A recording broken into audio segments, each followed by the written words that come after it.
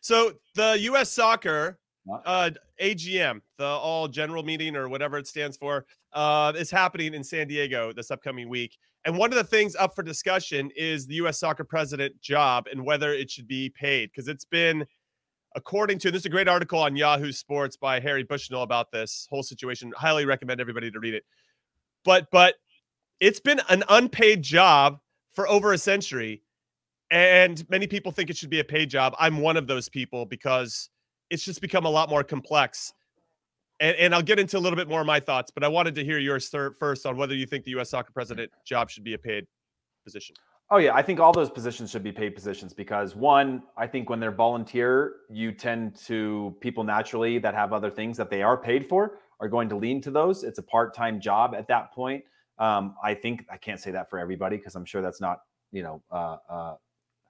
the case in all scenarios, but paid means that people are focusing on it, right? That is their job to focus on that. And I think that's an important distinction between, being part of board meetings, popping in and popping out. There's I think a need for that person to be paid, to feel validated, one, to be a significant shareholder or a voice in the room, to feel empowered to do that, to focus on that, and to also, take the time and not turn it into a carousel for whoever's in there. I just think that it's better in a paid position and leaves less room for things falling through the crack or controversies. Yeah, I agree with you. I think that there's so much that's being asked of U.S. Soccer now to take some leadership of, whether it's the adult youth league or adult youth leagues. That doesn't work at all. Adult leagues, the youth stuff. They got out of the development academy because it just was too much. It's too complex. It's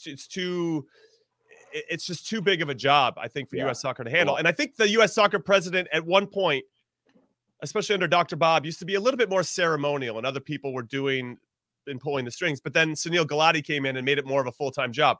Now, Sunil Gulati had the luxury of being a professor at Columbia. He also was on the CONCACAF executive board, and that got paid, I think, $125K a year. He's also on the FIFA executive committee that paid him $250 a year. So he was getting the supplemental income, and I'm sure he's getting speaking gigs and all types of different stuff. Yeah, it made it a little bit easier. But if you're Cindy Cone right now and you don't have maybe the luxury of some of these other gigs, and I think she's running a club in North Carolina. I mean, yeah, okay, I'm sure that's paying the bills, but this is a full-time job. And I think Sunil Gulati kind of shifted how much time is being spent to this, and it lost the ceremonial tag. And I think there's just a lot of areas, a lot of sectors under the U.S. Soccer umbrella that need attention.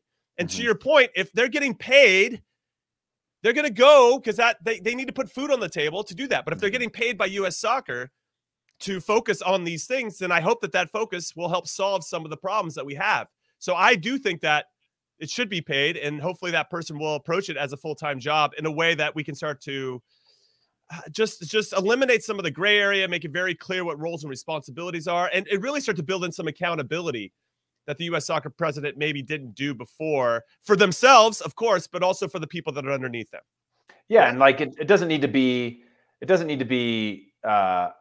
I don't think that you can not KPI somebody because it's a volunteer or an unpaid position, but we don't have time within U.S. Soccer to have a position that gets KPI but not dedicated time and attention to, because then you lose a year or however long until your next person comes in, right? Where you can say, hey, you didn't achieve this.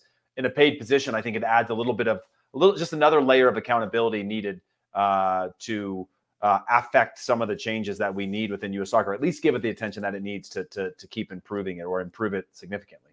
So there's an interesting quote here as a counter to this from Dave Guthrie, from Indiana Soccer's executive director, and he said this at last year's AGM.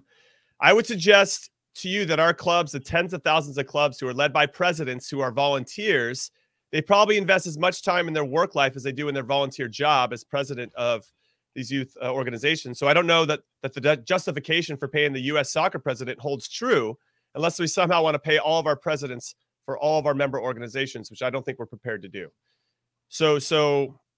But yeah. At what point, like those people probably deserve some payment too. I don't know how that works, but I think if it started with U.S. Soccer, you'd like to think there'd be a trickle-down effect because now there's a precedent that's been set.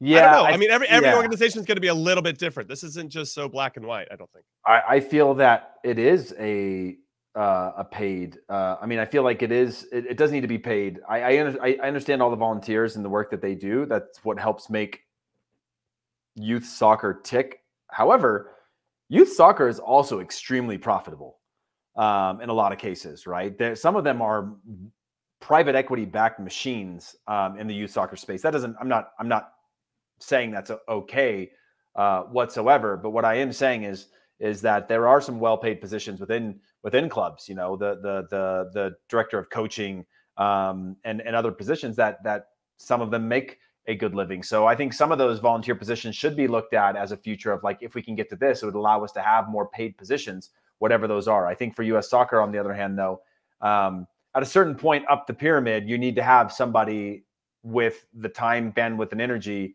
to be able to oversee that. And I just think that, like you said, it eliminates some of that gray area. I don't disregard that comment about, you know, unless we're ready to pay everyone at all, because I totally get it, and it's a totally valid point. But I do think, you know, as you go up and have to have more of an impact or more of an overarching strategy, I think that's an important one that's paid.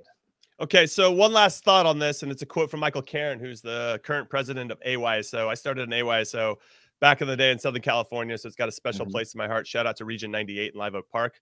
Appreciate you guys. So Michael Caron, who we want to get on the show, we might get him on post this AGM stuff to get a little bit more of his thoughts and to hear what happened maybe behind the scenes. He said, if the grassroots as a group of folks believed that what the Federation was doing was value added to the membership, I doubt paying the president would be much of an issue.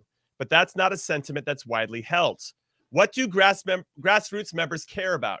They care about, how do I get more referees on the field? How do I get them trained? How do we get coaches trained? How do I make sure the kids are safe? How do I create registration systems that gets kids organized and on the field with a minimal amount of work and effort? How can I leverage messaging that the Federation might provide to me around parental education and player pathways and things of that nature? Those are the nuts and bolts issues that people really want to have help on. And candidly, at least in my experience, the Federation has been more focused on being a regulator instead of a trade association. The Federation's got to do more at the grassroots than just be a regulator. They've actually got to be aligned with the interests of their members, and that's been tough. And I that's incredible insight. And I wonder then if Cindy Parlow Cone gets paid. I don't know how quickly she can address these things, but at least you know that her focus is going to be completely dedicated to this, or at least that's what it should be in theory.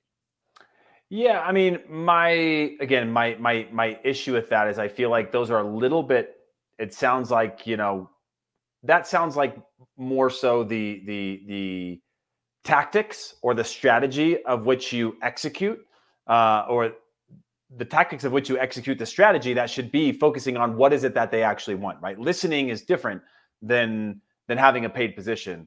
I think the argument of a paid position is a different one. If it's saying, where should we put our dollars? Should that be towards coaching education? Should that be towards referee education, getting more on the field, solving some of that problems, as opposed to paying?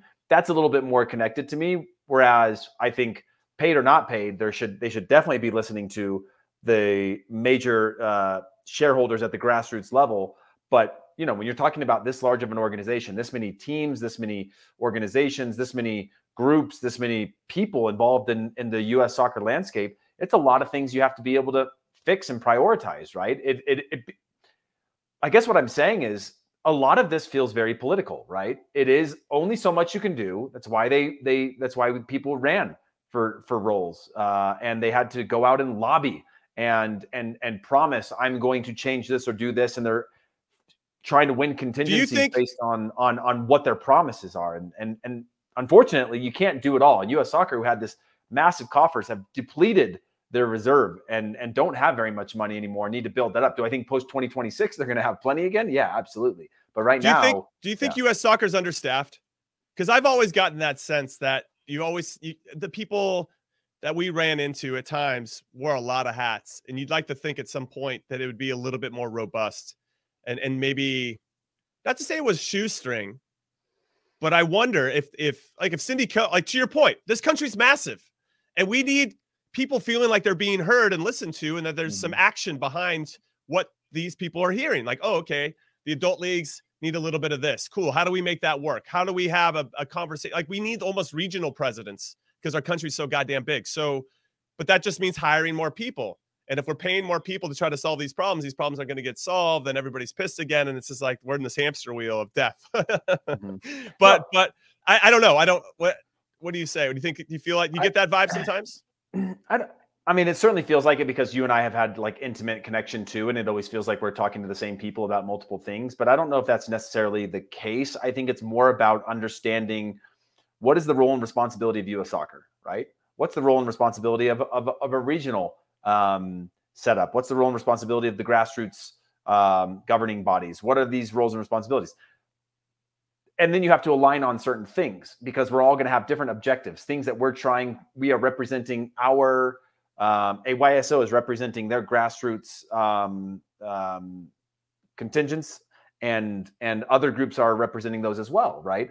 And you got to find that overlap, some of that connective tissue that brings all that together.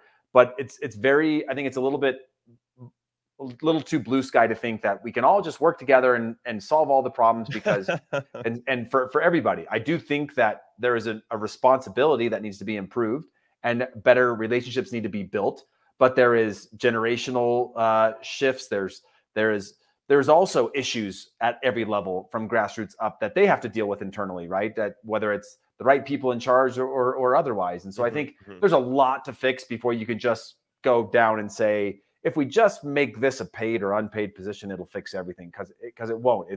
It is a multi-step process that I don't think has been handled very well and definitely needs to happen.